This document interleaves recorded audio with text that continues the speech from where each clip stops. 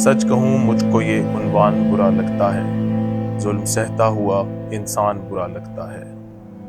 उनकी खिदमत तो बहुत दूर, बेटों बेटियों को बूढ़े माँ बाप का फरमान बुरा लगता है।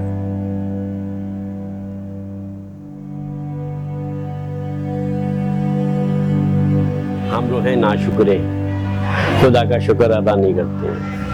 सॉरी टू से, लेकिन दूसरी किस्म का आदमी, ये बात है। बस हालात की वजह से यहाँ हूँ। अब बार बार जिक्र करना और दिल को और धचका लगता है। इस वजह से मैं कोशिश करता हूँ इन चीज़ों से अवॉइड करूँ। मेरे काले देते हैं मुस्ताका, वो ते डॉक्टर आए सु है तो होटल का है।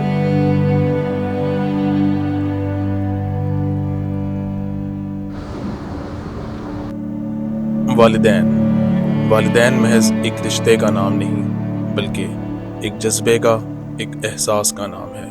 कुर्बानियों का नाम वालिदैन है, मखलूक़े खुदा से मोहब्बत करने का नाम है। ये है ओल्ड एज होम, जहाँ बहुत से वालिदैन रहते हैं। इनकी ज़िंदगी की कहानियाँ क्या हैं, ये यहाँ कैसे आए, इन सब के सुबह शाम कैसे गुजरते हैं, इन सब की एक अलग ही दास्तान है।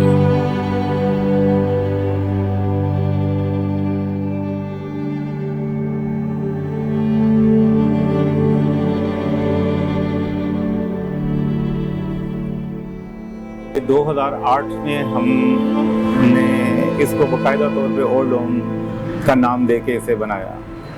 और मकसद यही था कि ये पहले एक हॉस्टल हुआ करता था, तो यहाँ पे कुछ ऐसे वाक़यात आए कि कोई बुज़ुर्ग रहने के लिए आए और उन्होंने अपने आप को सुसाइड करने की कोशिश की, जिस वजह से हमारे हाई साहब हाजी मोहम्मद सदीक साहब, इन्होंने ये सोचा कि ऐसे और कितने बुज़ुर्ग होंगे जो हालात और औलाद से तंग होंगे।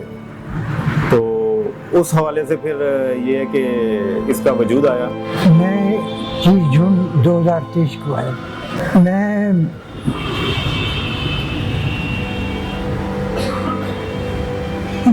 यहाँ बेहतर समझता हूँ अपने आप को, और अच्छी जिंदगी गुजर रही है। 9 महीने 10 महीने हो गए मेरी जिंदगी गुजर रही है। तो पहले की भी जिंदगी सही थी। वाइफ के बाद मरने के बाद, माँ बाप मरने के बाद बच्चों ने अपनी शादियाँ कर ली। तो मेरा एक बेटा था, वो उसने मुझे संभाला हुआ था जी। तो बाकी 3 बेटे थे, उन्होंने मुझे निकाल दिया। देखिए, फैमिली के साथ तो जिंदगी चार चांद लगे होते हैं, फैमिली ना हो तो क्या। अरे नहीं बेटा,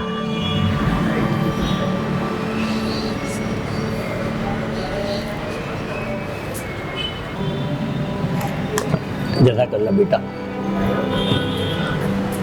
मेरे वालिद न्यूरो सर्जन थे, मम्मा हार्ट सर्जन थी, बेगम मरूमा गायना थी, बाजी मरूमा गायना थी,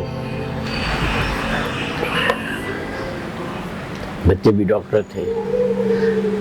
बस अल्लाह की मर्जी, सब छोड़ के चले गए। अब रिसेंटली 10 महीने पहले छोटे भाई की डेथ हुई है।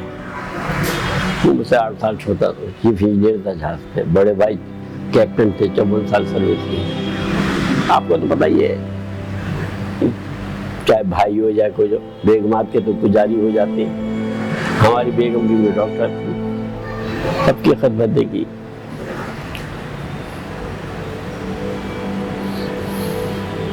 कितने बच्चे हैं आपके? एक बेटा एक बेटी थे, क्योंकि 14 साल हो गए कार एक्सीडेंट में। मेरे बुढ़ापे का सफर, हमारी जिंदगी का सफर ये है कि 4 बेटी थी, 4 बेटी की शादी कर दी। अब उसकी भी बच्चों की शादी हो गई। हमारी वाइफ डेथ हो गई, हम बीमार हो गए तो हम इधर आ गए।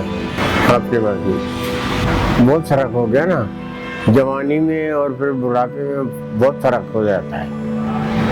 जवानी में आप फौलाद होते हैं और बुढ़ापे में जाके आप एक किलो हो जाते।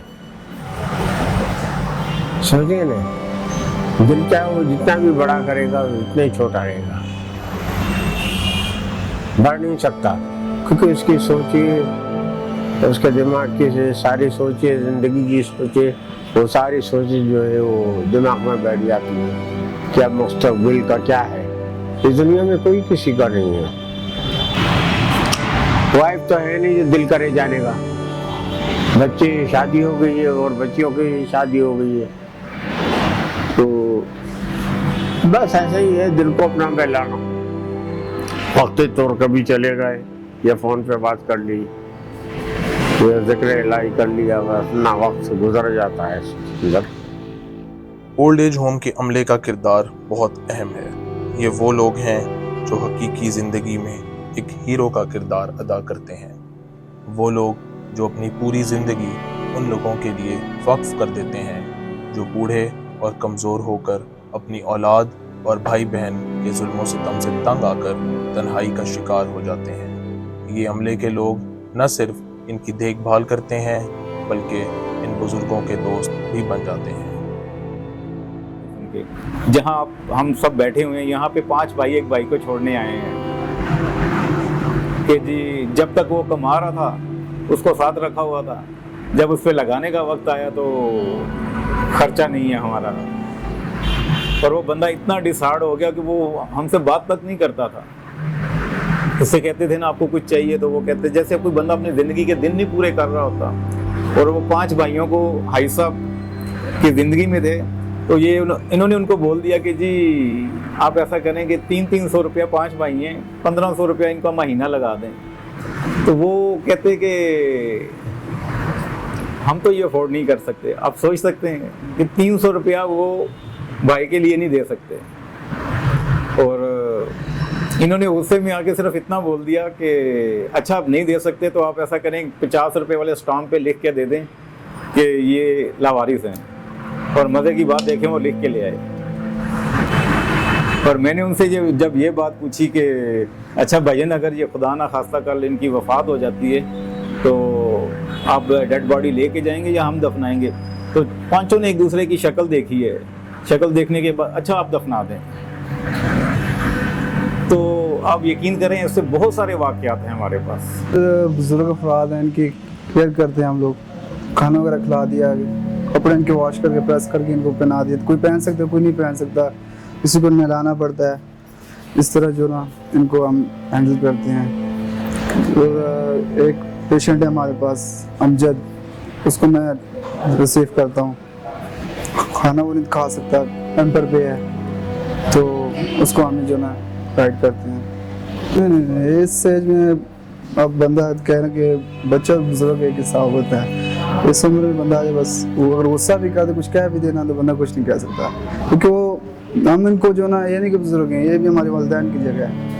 हमें ये अपने बच्चे मानते हैं और हम इन्हें अपना वालिदैन समझ के इनकी केयर करते हैं। उनकी आदत दुख सुख में हम इनका साथ देते, बीमार हों फ़ौरन हॉस्पिटल ले जाते, इनका इलाज करवाते, रात दिन रुकते हैं, जब तक सही ना हो तो हम वापस नहीं आते। गुरजात भाई हैं, उनका भाई हैं, वो मुझे यहाँ लेकर आए थे। मैं कारपेंटर था, 6 महीने काम किया, तो उसके बाद मुझे कोई काम नहीं मिला, मैंने वहाँ से छोड़ दिया। थोड़ा सा प्रॉब्लम हो गया था, तो मैं फिर फ्री हो गया। तो फिर इनके भाई ने मुझे यहाँ लाया, तो मैंने शुरू में देखा बड़ा अजीब सा फील हुआ है। और थोड़ा मैंने जब यहाँ आया फर्स्ट टाइम, तो मैंने बच्चे को देखा तो मेरी तो रूह काम की। मैं कि अल्लाह पोलियो का पेशेंट है। आती है बच्चों की, उनके बच्चों की याद आती है। पोतरे हैं, मेरी पोतरियाँ हैं, नवासियाँ हैं, तो याद तो आती है तन्हाई में। तो कैमरे में अपना मोबाइल में उनकी तस्वीरें, उनसे बात कर लेता हूँ। हाँ बस वही है कि फैसल साहब को अदा जिंदगी से वो बहुत काम से मिल। शाह साहब भी अच्छे हैं, वो शकील साहब भी बहुत अच्छे हैं, मेरा बहुत ख्याल रखते।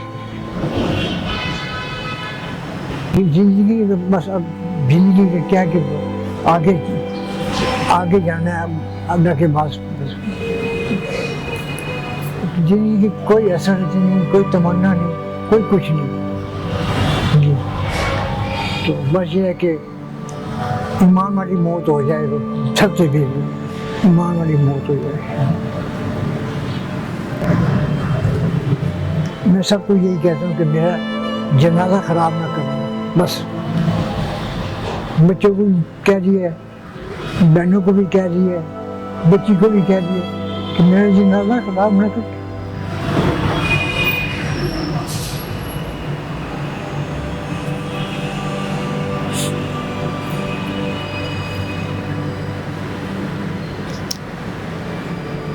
अब तो बेटा रोया भी नहीं जाता।